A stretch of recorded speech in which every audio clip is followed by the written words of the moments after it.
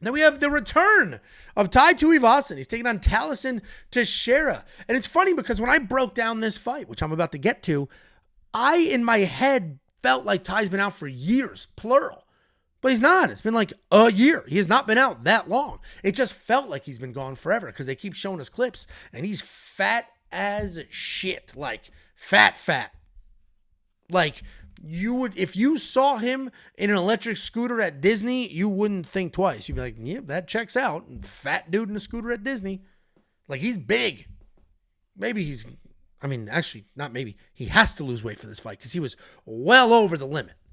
But we got the return of Tai Tuivasa. Heavy-handed guy, solid volume, great low kicks. He's also pretty fast, very powerful, especially for his size. He's also sharp and composed. Tuivasa's got those fantastic leg kicks. He's got a piercing jab. He's got a big overhand right. He's also got a bit of a belly. The takedown defense is almost non-existent, but he's got 0 offensive takedowns as well. You used to be able to argue that Tai Tuivasa had the best chin in the game, but that seems to be on its way out. He had 2 knockout losses in his last 5 fights. The reality here is this is not an easy matchup. He's taking on the very large 6'7" Tallison Teixeira. This guy's massive. He's been running through everybody outside of Derek Lewis. And if you do your tape study, or at least if you take the tape study at face value, it looks like Tallison is an absolute killer. He's massive. He's fast. He's powerful. He's athletic. Especially for his size, it seems ridiculous that he can do these things and do them well. But if you look at those fights a little closer, the regional non-UFC fights, it's like, who the hell are these people? Very low level of competition. And then when he finally did fight at a high level, he was knocked out by Derek Lewis. So I just want to say, you might want to wait for weigh-ins for this one.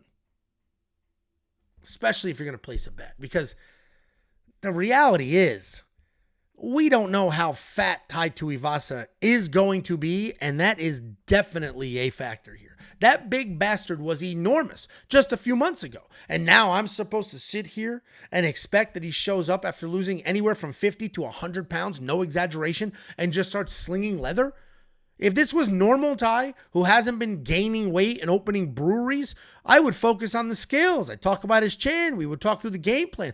But the reality is, he's the better fighter. He's just seemingly more occupied with extracurricular activities, which in mukbangs. The reality is his size, and not in a good way, is making this breakdown a little tricky. Tai is fun. He is dangerous, but he's been falling behind on the scorecards and getting finished. We did just see Tallison get smoked by Derek Lewis, but that's the all-time knockout king. If Tai Tuivasa stays in Tallison Teixeira's face, if he makes him work, he definitely finds a win here. But I'm going to have to slightly lean Tallison. He might be a fraud, and we'll know for sure. I'll be rooting for Tai big time. I want to see a shoey, but when I encourage you to Google photos of Tai Tuivasa 4 months ago. Dude, big back, big. Very big. Large man, huge.